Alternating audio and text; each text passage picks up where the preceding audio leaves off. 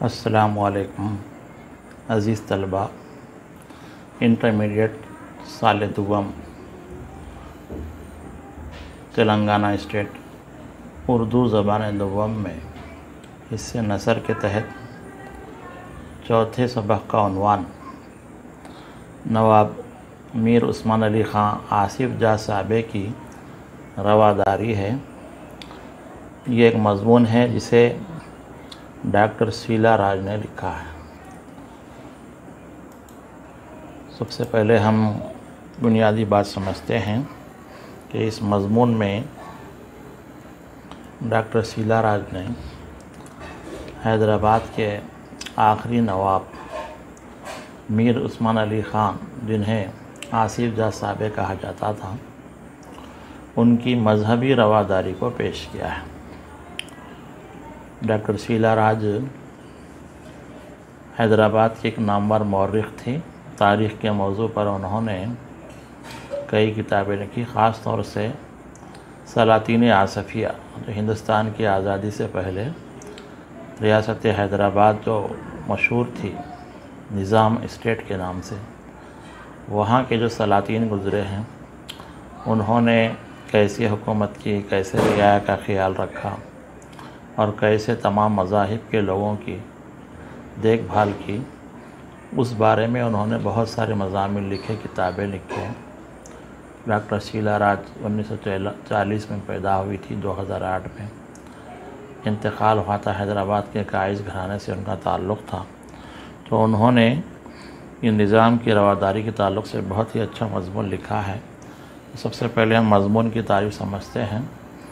तो मज़मून को अंग्रेज़ी में एस्से या आर्टिकल कहते हैं। मज़मून से मुराद किसी भी मौजू पर लिखी हुई मालूमाती तहरीर है जिसे हम एक नशिस्त में 10 से 15 मिनट में पढ़ सकते हैं।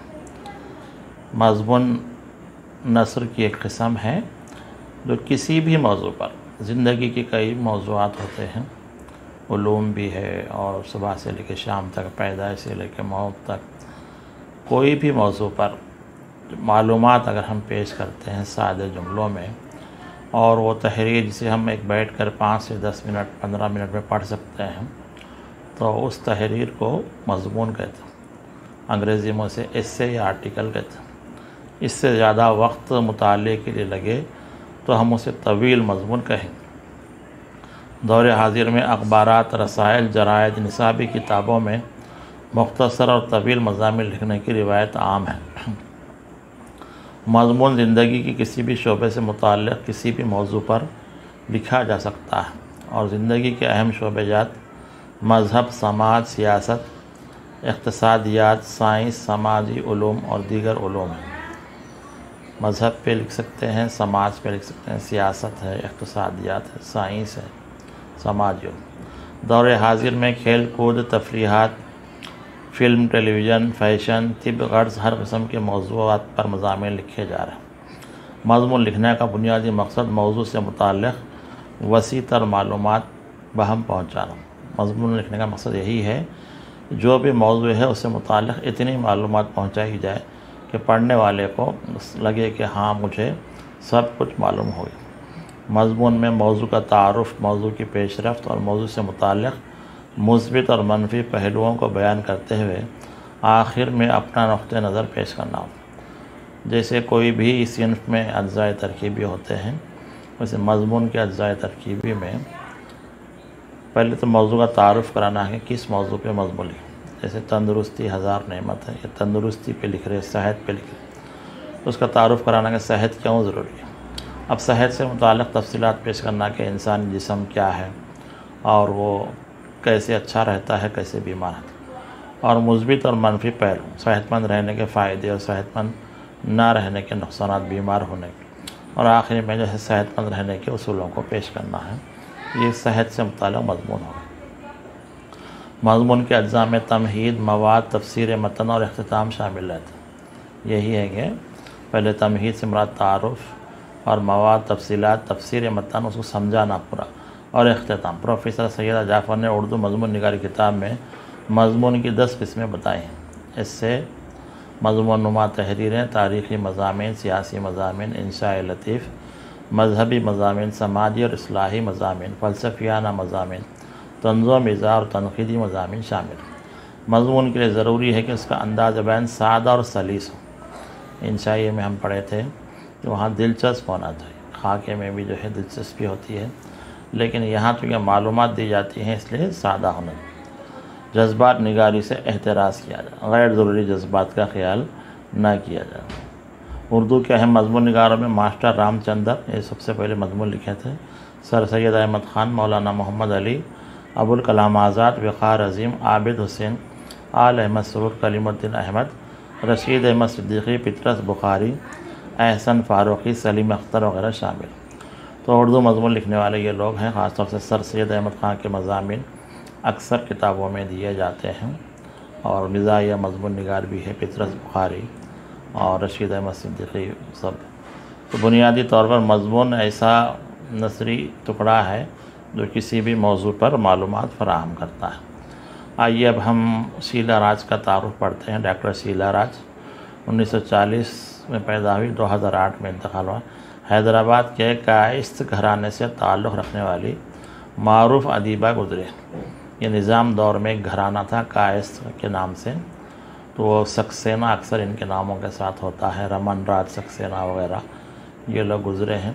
ये लोग निज़ाम जो हुकूमत थी उसमें अच्छे ओहदों पर फायज़ थे, और वहाँ पर जो है ये उर्दू बड़ी अच्छी बोलते थे, लिखते थे। इनके पास कई शायर गुज़रे हैं।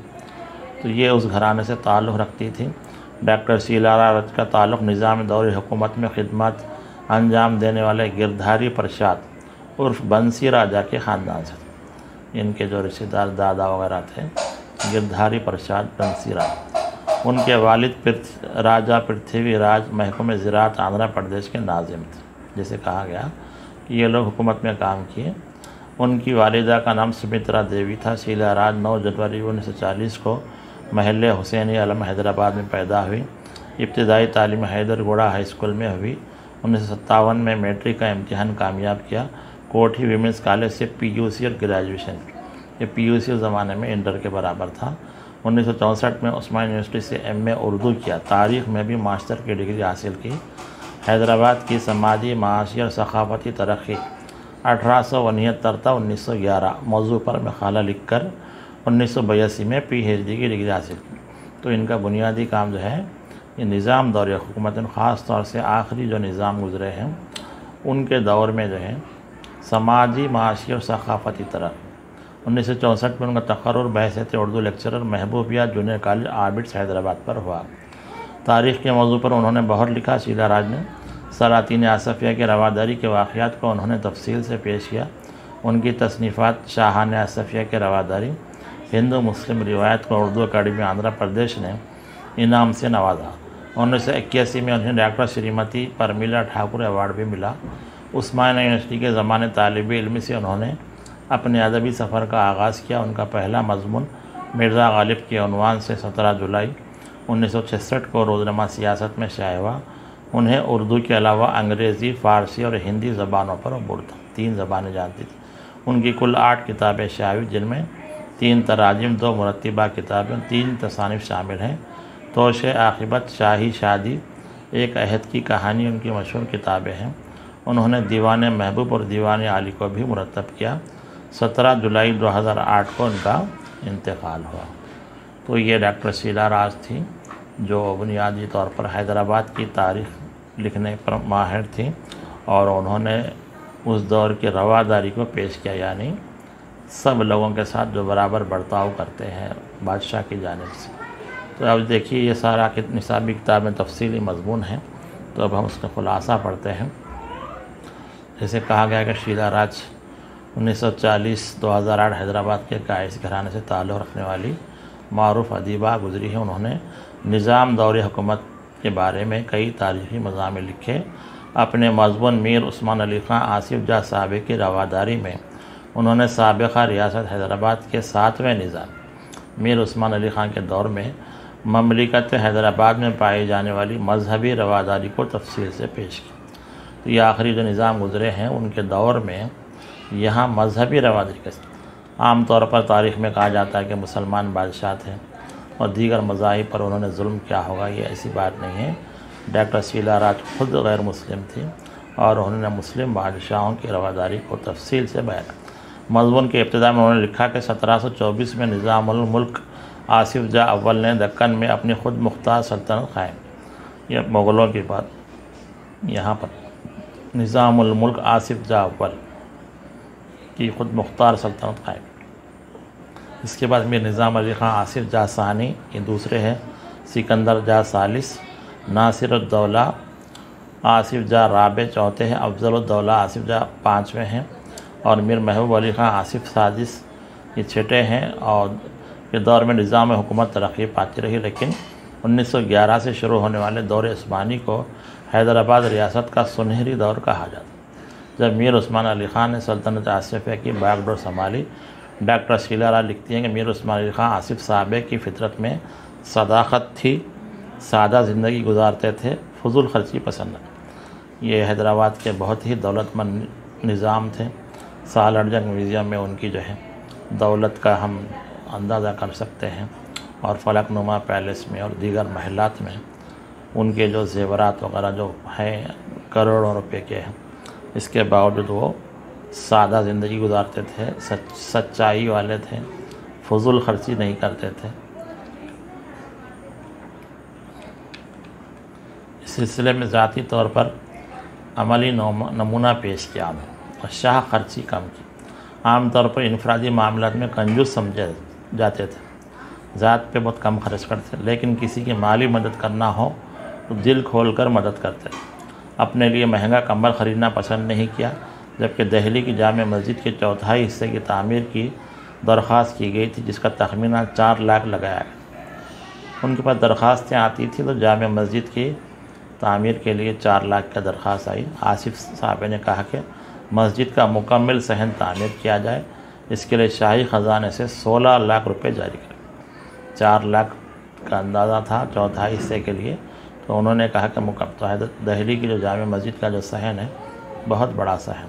इस तरह उन्होंने अपनी दरिया दिली का सबूत दिया। आसिफ साहब लोगों के दिलों पर राज करते थे। लोग उनसे खुश थे क्योंकि लोगों की मदद करते। उन्होंने अपने दौर हुकूमत में मजहबी एकजहती और फ़रीक़ा वाराना हमआहंगी को परवान चढ़ाया। हिंदू मुस्लिम इत्तेहाद को उन्होंने परवान चढ़ाया। तमाम मज़ाहिब के लोगों से अच्छा सलूक किया। मस्जिदों, मंदिरों, चर्चों, गुरुद्वारों, आशुर खानों और दरसगाहों के लिए अतिये दिए। शीला राज ने सारी तफसीलात बयान की कि निज़ाम दौरी हुकूमत में मस्जिद, मंदिर, चर्च, गुरुद्वारा जो सिक्कों का होता है, आशुर खाना जो मुहर्रम में अलम बिठाते हैं, दरसगाह जो मदारिस हैं, सज्जादा नशीनों, पंडितों और पुजारियों की सरपरस्ती। जो दरगाहों में देखभाल करते हैं उनको सज्जादा नशीन बोलते हैं। मंदिरों की जो देखभाल करते हैं, पूजा करते हैं, पंडित बोलते हैं, पुजारी होते हैं। मंदिरों में रोज़ाना के अलावा ख़ास पूजाओं के लिए अतिये दिए। जिन मंदिरों को सालाना इमदाद मुकर्रर थी उनमें काबिल ज़िक्र गोलीपुरा मंदिर, ये कोठी के पास है, ओंकार मंदिर और बालाजी मादन्ना पेट शंकर बाग का मंदिर और गोलनाथ मंदिर शामिल। भद्राचलम और तिरुपति के मंदिरों के लिए इमदाद मुकर्रर थी। इसके अलावा वरंगल और दीगर मंदिरों के लिए बतौर ख़ास अतिये दिए जाते थे। हैदराबाद की ममलिकत में जो मुसलमान मुलाजिमीन हज और मुक़द्दस मकामात की ज़ियारत के लिए जाते थे, उन्हें 6 माह की रुख़्सत और पेश की तनख्वाह दी जाती। तो इनके पास जो लोग मुलाजिम थे, हज को जा रहे थे, उनको तनख्वाह के साथ 6 महीना रुख़्सत थी। ईसाइयों और यहूदियों को भी इस तरह सहूलत थी कि वो लोग अपने मजहबी मकामात की सैर करें। हिंदुओं को इस तरह की सहूलत के लिए शाही फरमान जारी किया। आसिफ साहब ने सिखों के साथ रवादाना सलूक रखा, उनके बच्चों की तालीम की सहूलत दी। निज़ाम हुकूमत में बड़ी तादाद में सिखों को पुलिस और बॉडी गार्ड के तौर पर मुलाजिम कर। ये तो मुसलमानों की हुकूमत थी, लेकिन फ़ौज में और पुलिस में सिखों को लिया गया। निज़ाम दौर हुकूमत में देवदासियों के निज़ाम पर पाबंदी आई थी। ये हिंदुओं में एक रिवाज होता है कि अपने घर की बच्ची को बिल्कुल मंदिर की खिदमत के लिए, पुजारियों की खिदमत के लिए छोड़ दीजिए, उसकी शादी नहीं करते, ताकि इस तरह की लड़कियों का तहफ़्फ़ुज़ किया जाए। इस तरह की लड़कियों के साथ बदतमीज़ी की जाती है, उनकी इस्मत लूटी जाती है। तो वो मंदिरों में से और लड़कियों को आज़ाद कराया, देवदासी। और जो लोग किसी को ज़बरदस्ती देवदासी बनाते थे उन्हें 10 साल की सज़ा दी। रियासत हैदराबाद में इनकम टैक्स नहीं लिया जाता। ख़ास बात है कि ये इनका जो निज़ाम हुकूमत है आज भी अमल के काबिल, जिसका फ़ायदा हिंदू व्यापारियों और काश्तकारों को हुआ। निज़ाम साहब मीर उस्मान अली ख़ान काफ़ी रहम दिल थे। किंग कोठी के मुलाजिमीन में अगर कोई बीमार होता तो उसका हर तरीके से इलाज कराते। ये किंग कोठी में रहते थे, चार मीनार के पास। ये किंग कोठी उनकी जो यहाँ पर है हैदराबाद में, वहाँ पर किंग कोठी के मुलाजिमीन में अगर कोई बीमार होता तो उसका हर तरीके से इलाज कराते। रियाया की खुशियों में शरीक होते। जानवरों को भी भूखा देखना पसंद नहीं करते थे। रास्ते में एक लाचार शख्स को देखा जो तो 2 पैरों से माजूर था। फौरी हैदराबाद में आर्थोपेडिक दवाखाने की तामीर का हुक्म दिया। ये इनकी ख़ास बात है कि उस्मानिया दवाखाना बनाए और भी दीगर कई दवाखाने, कोरेंटी हॉस्पिटल बनाए, विकाराबाद में टीबी का हॉस्पिटल बना और पंजागुट्टा में 30 लाख रुपए के खर्च से निम्स जो दवाखाना मशहूर, निज़ाम आर्थोपेडिक हड्डियों का दवाखाना, तमाम मजहबी पेशवाओं से बराबरी का सलूक करते थे और हर एक की मदद करते थे। तालीम के शोबे में रियासत हैदराबाद की तरक्की मिसाली है। हैदराबाद में उस्मानिया यूनिवर्सिटी का क़याम अमल में लाया। ये हिंदुस्तान में उस ज़माने की एक मशहूर यूनिवर्सिटी है। तो यहाँ पर दीगर शोबों में तरक्की के साथ तालीम की तरफ तवज्जो दी गई। स्कूल और कॉलेज खोले गए मुल्क भर के तालीमी इदारों में, जिनमें अलीगढ़ मुस्लिम university, Shanti Niketan, Banaras Hindu university, Islamia college Peshawar वगैरह को माली मदद दी गई। दीगर यूनिवर्सिटी को भी मदद दी। रियासत हैदराबाद में हर ज़बान के शोरा और अदीबों की सरपरस्ती की जाती थी।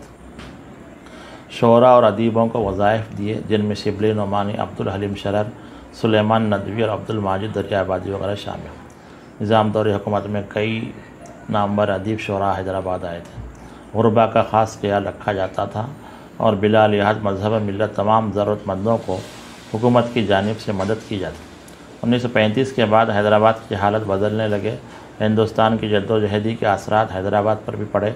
जमहूरियत के हामी हैदराबाद को हिंदुस्तान में शामिल करना चाहते थे और मजलिस इत्तेहादुल मुस्लिमीन से एक मुस्लिम रियासत बनाना चाहती थी, जबकि निज़ाम इसे खुद मुख्तार रियासत के तौर पर बरकरार रखना चाहते। हिंदुस्तान की आज़ादी के बाद 1948 में रियासत हैदराबाद को हिंद यूनियन में शामिल कर लिया। ये तारीख़ का वाक़या है कि सारा हिंदुस्तान 15 अगस्त 1947 को आज़ाद हुआ था। हैदराबाद में हुकूमत कायम थी, लेकिन सरदार वल्लभ भाई पटेल जो हिंदुस्तान के पहले वज़ीर दाखिला हैं, उन्होंने यहाँ पर निज़ाम को राज़ी कराया कि आपको हिंदुस्तान में शामिल होना होगा। इस तरह हैदराबाद रियासत 1948 में हिंदुस्तान में शामिल हो गई और एक अजीम सल्तनत का ख़ात्मा हो गया। आज भी इस दौर की यादगारों के अलावा लोग आसिफ साहबे की रवादारी को याद करते हैं, जो हैदराबादी तहज़ीब की शनाख्त है। मरकज़ी ख्याल आसिफ जाह साहब मीर उस्मान अली ख़ान का दौर हैदराबाद में रवादारी की अजीम मिसालें पेश करता है। आसिफ साहब ने मजहबी रवादारी और आपसी भाईचारे को जिस अंदाज में फ़रोग़ दिया, इसे बरकरार रखने और परवान चढ़ाने की ज़रूरत है। तो शीला राज ने जिस तरह इस मज़मून में आसिफ साहब की रवादारी को पेश किया है, उसको तफसील से हम हिसाबी किताब में पढ़ना चाहिए। और बुनियादी बात यही है कि शीला राज ने निज़ाम दौरे हुकूमत में जिस तरह मंदिरों की मदद की गई और दीगर तबक़ा के साथ अच्छा बर्ताव किया गया, उसको तफसील से पेश किया। इस सबक से मुताल्लिक़ जो फ़रहंग है, ये देखिए, ख़ुद मुख्तार ममलिकत, आज़ाद हुकूमत, मुदब्बिर तदबीर करने वाला दानिशमंद, बागडोर इंतज़ाम हुकूमत, रसूख असर पहुँच, इस्लाहात नक़ाइश दुरुस्त करना, बेहतर इंतज़ामात करना, जदीदियत नयापन, गामज़न किसी जानिब जाना, फरमा रवा बादशाह हुकूमत, फरमान शाही हुक्म सादिर जारी करना, एहतराज़ परहेज़ करना बचना, बोसीदा कमज़ोर पुराना, बारियाब इजाज़त पाना, रवादार खैर ख्वाह यकसा सलूक करने वाला, नाला नाराज़ नाखुश, अदीमुल मिसाल जिसकी कोई मिसाल ना हो, ज़ीजा शान व शौकत वाला, नज़ीर मिसाल किसी की तरह, पसमानदगान मरने वाले के करीबी रिश्तेदार, बहरामंद फ़ायदा उठाने वाले, हद फासिल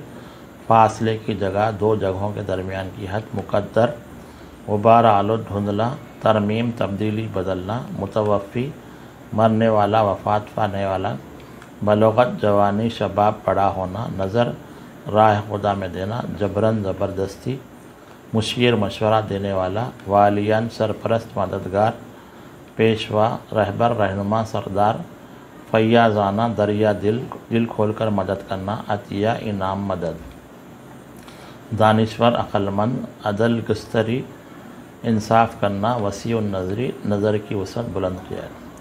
तो इस मज़मून के तहत जो मतन के हवाले दिए गए उसका यहाँ पर तस्करा किया जाता है। उमर सल्तनत के बागडोर संभाली और अपनी खुश तदबीरी से दौलत आसफ़िया को ज़वाल से बचाया। ये मीर उस्मान अली ख़ान जब हैदराबाद के निज़ाम बने थे तो जब उन्होंने अपनी खुश तदबीरी से इसको ना सिर्फ तरक्की दिया बल्कि ज़वाल से भी बचाया।